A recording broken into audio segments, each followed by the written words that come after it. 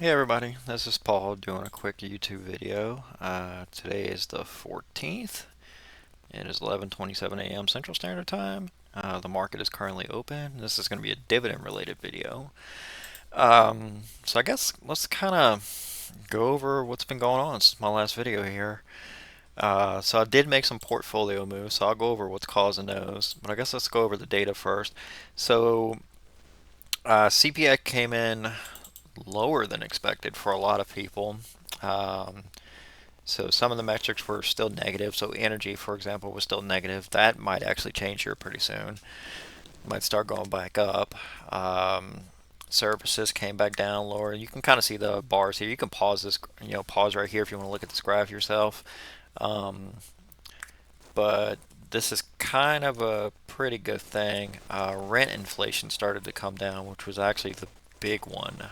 Um, but on that point, as I pointed out to somebody just now, actually, there's there's a problem going on of landlords are still raising rent because counties and parishes are still catching up with the home price increases of 2021 and 2022.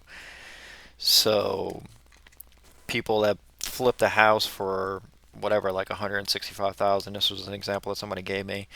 They were renting it for say 1,200 or whatever, and then all of a sudden the county came through and said, "Well, that property you're on now is now worth $300,000." Oh, also your home insurers are very much lower now, so you have a 50% increase in home insurance rates or something like that. So now all of a sudden that 1,200 becomes 1,600 a month, and the guy's now barely breaking even. So I'm wondering if that's going to feed through and become part of that sticky inflation narrative. And we're going to see OER, which is the biggest contributor, which is owner's equivalent rent. Something's got to go on there. So either people literally just start moving because those prices are just will break you. And then when they start looking, they're going to realize that there's a bunch of new things listed on the market. It might actually force people to move into lower priced options that are being built right now and starting to complete right now. So we have to see how OER works out. The goal is to basically not have services collapse, which is pretty much the entire US economy, and that's how you avoid a recession. So you might have housing issues in different parts of the country. You might have a recession in this part of the country, but you're not having it over here. So that's a very 2015 type story where you were having a recession literally in the shale section when the Saudis were bringing down prices.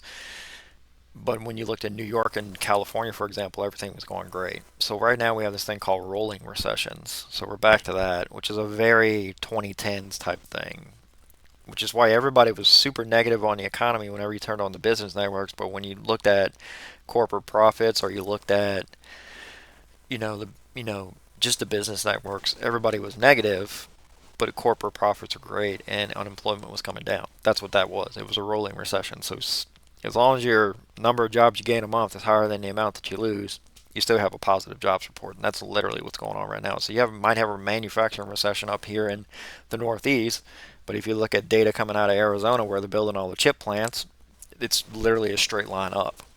So that's what's going on there. Construction's the exact same way. So rates are 7% on a house. Construction jobs should be dead. Well, people figured out if I just build a house from the ground up, I can get it cheaper than a brand new house than I'm buying a house. So there you go. So here's the Redfin data. And this is what I'm talking about basically. So if your manager or your like landlord comes to you and says, "Hey, I'm increasing your rent by 25%," do the exact same thing you would do at a car dealership. Oh, that's cool. Thumbs up. I'll go find another place and see how quick your landlord changes their mind.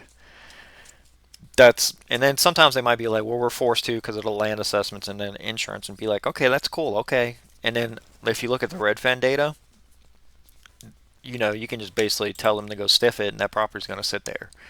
So and then as you can see right here, we're seeing rental vacancy approaching the highest in 5 years. So expect to see a bunch of things about millennials living in their parents' basements kind of thing. Or maybe this might be Gen Z this time around. So this is the Arbor Realty or Arbor Research. So they're very good at like kind of tracking this stuff. So it's actually approaching like kind of like where the normal was. If this keeps going up, that's a sign that that's OER really rolling over. because then they're going to be forced to lower, to lower prices.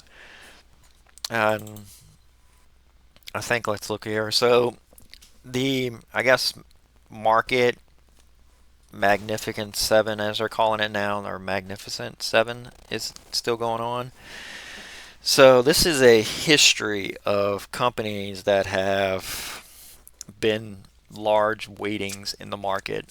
So you could pause here and actually kind of look at this and see what's going on. So as you can see right now, Apple is a very large weighting in the market. At one point, Exxon was a very large weighting right around the time we invaded Iraq. AT&T literally just got a sell rating on it today. Look at where it was in 1965. It like was, up bigger than Apple. IBM, for example. So, and then you can see IBM as a decline, but it was still the largest part of the market. So this is a good idea of just like how these things shift over time. So what everybody's complaining about right now is not some new phenomenon. It just isn't. Does Apple have like this major moat, and could they go the same way as IBM? It's very possible if they don't innovate, or if they don't buy new companies, if they don't expand their business model. It could be very possible. You see that line drop, turn right into IBM. So that's just a general chart right there that people might find useful to keep track of all this stuff. We do have signs of consumer, I guess, weakness. People pulling back on spending. So this is called non-revolving debt. So this is mortgages, auto loans, and student loans. And as you can see, it turned negative for the first time since, well, a while. It never turns negative because people are always increasing those three numbers. So what we're seeing is potentially this is where the regional banks are saying, well, we almost crashed and almost went into a Great Depression, and we almost had to close every regional bank in the country, so maybe we shouldn't be handing out as many auto loans as we were handing out to everybody who came through the door. So that is very possibly what you're seeing here, is that now it's turned negative, which is a very big kind of thing you have to watch. So it lines up. So it might turn positive next month. As you can see, it typically turns positive the very next month. It didn't even turn. It turned negative in 2020, but then they sent out the checks and stuff like that, and credit expansion continued. But if this keeps going negative, that's actually kind of unprecedented. So that's definitely something to watch. In terms of the portfolio, where are we at right now? Let's see. Where are we at? Literally, where are we at? Let's hit refresh here. So since my last video, I had added this money market fund. I added a high yield savings account at a 4% interest rate. So I did add that to put some money to the side. So as you're going to notice here, there's some changes on the stuff here. Very quickly, you're going to notice some green. You're going to notice some different things going on here. So specifically what's going on is I noticed that BSTZ, the international tech fund that I have, was very close to hitting one of my targets, which is this $150,000 target. So this is currently what I have. This is what the goal would be. And I noticed that BST was about 100 shares away. So what I decided to do is SPHD is going to sit at these levels until this comes down. That's just how this is going to work. That's literally how this is going to work. I do not expect SPHD to go to 45, 46, 47 anytime soon. It's not going to happen. It's just made up of too many companies that have to finance their debt, and they're going to have to finance their debt at 5% interest rates. They're high dividend payers, but it's just the reality of the situation. So, since I know that SPHD is probably going to sit in this $42 range for a little bit, what I decided to do is start pulling money out of SPHD. That is I can show you here where it's at. It is a 4.13% yield. So what I decided to do is put that up here, hit my target now on BSTZ, so start banking that money now, and then turn off dividend reinvesting. And then also something I decided to do just this morning, I posted it on Twitter and I actually posted it on Threads where I'm at. So what I decided to also do is I had BIL, and the only reason I had BIL is because I couldn't find a money market fund through E-Trade that would work in Louisiana, which is a weird thing. But now that I have a money market fund that works perfectly fine in Louisiana, what I've decided to do is I sold BIL and I replaced it with HYG. And if you look at HYG, this is the, I mean, it's literally high yield corporate debt. This is a very risky fund.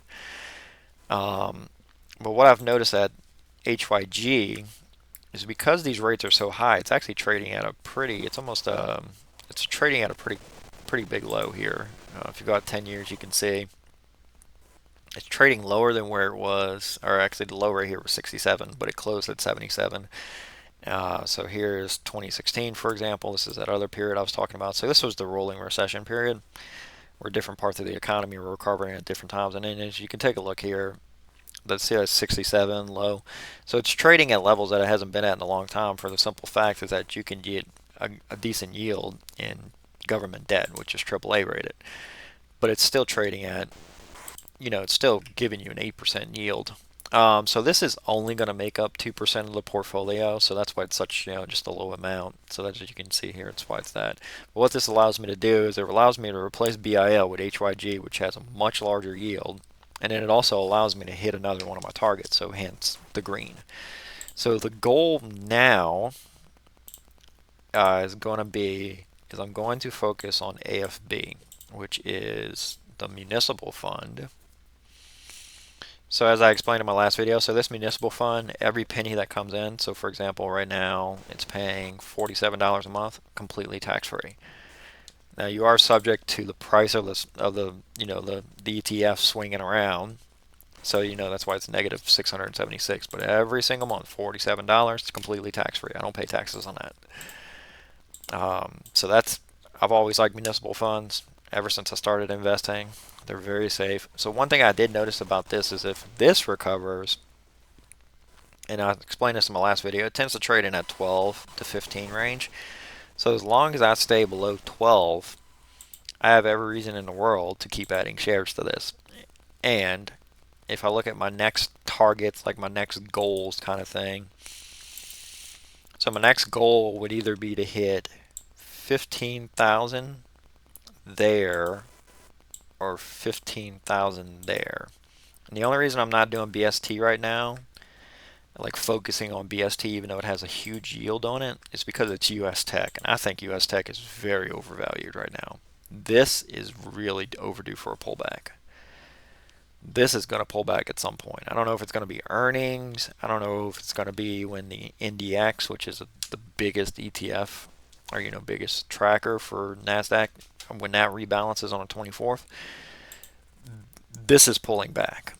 There's just a reality there. You can't have rates this high and NDX doing this stuff. That's meme mania. It's kind of like Nvidia is just, if you have a time machine, just go back to October, take every penny you have, stick it in Nvidia. I mean, look at this chart. This isn't reality. Like, there's no reality here. Like, there's nothing. There's no basis of reality here. This is literally the speculative FOMO chart thing. You can actually see it kind of starting to turn. If you use that old graph of like when did all the smart people get in? All the smart people got in back over here, okay? When did the hype start to occur? Kind of in here. And when did the FOMO, I need to catch that on the way up kind of thing start to occur? Right here. You don't want to be the guy who's up here, because I can show you another chart that looks identical to this. And it's obviously not kind of the same thing, but I mean, the chart's going to end up looking the same over time, I have a feeling. It's kind of sad, but you can kind of see how this works. Now, there's professionals on Wall Street that will tell you that that's not what's going to happen. That's what's going to happen. I mean, you can kind of get the general idea. So yeah, that's kind of where I think that's going. So that's why I'm not touching that. But there's also a reason is I'm not touching that is because BST has part of their portfolio, I believe, in like all of the different US tech. But there's no reason to add to this if I think it's going to pull back to this level, this between this 29 to 32 level, possibly. If it does that, I'll be happy to add BSTZ or BST.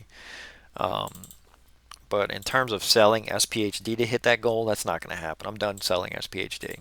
That's what I wanted right there. So now that I have $81 extra in dividends. So this $81 is going to go to my cash account. I'm just going to use that to probably buy AFB. So that's going to be another 8 shares per month. That's going to go to AFB, and then plus whatever I get from, like, say, DoorDash money and that kind of thing. So this is the DoorDash money, as you can see. So that would go towards AFB hitting, and then once I hit that target, and then I'll probably focus on hitting these two targets, and then SPHD would be the last one that I'll try to hit. But we're getting there. It's definitely, as I kind of look at this, a little more difficult to hit these targets when you don't have an employer match. I'm starting to very much understand why all these economists and all these financial advisors are like, max out your employer match, max out your employer match, because when you're effectively, that's what this portfolio is I'm doing this by myself. This is all me piling money into the portfolio. So you can see right here, since right there, so that's January. January to now, I'm up 27.31%. And that is me. So it's market gains. Plus, it's also me piling money into the portfolio, just piling money in. But it would be much easier if I had an employer match going on alongside this. So, since I'm self-employed through like contract work with DoorDash and stuff like that, my VA check, that kind of stuff. So that's kind of one of the things that's going on. And definitely, I'm focusing on just piling money into the account. So I could be piling money into paying debt down, that kind of stuff, but that's kind of pointless at the moment. As my main focus is getting this portfolio back above right here was my all-time high. That's where I was like at my prior employer. We had COVID stimulus still going, so I was having months like this. I had COVID checks coming in. We had it was just after this incredible run in 2021 right here. So you see, I started the year at 50,000, and then I ended at 72. So it was just an incredible year. But I've already actually kind of done better than that, which is kind of crazy to think about. It's actually really wild to think about if you really think about it. I've already. So if you go from here to there, I'm up $14,000, 620 or 1625. That's more than I made with COVID, and that's when they were sending you literal checks in the mail. So doing really good. I definitely want to replicate this for the rest of the year. So I definitely want to replicate this for the rest of the year right here. So I would like to be at the end of the year with another $14,000 on top of this right here. So definitely want to hit these goals. Let me know what you think in the comments. Any kind of stuff like that. But right now the goal is to just kind of keep building it up and going from there. So let me know what you think. Y'all have a nice day. Thank you.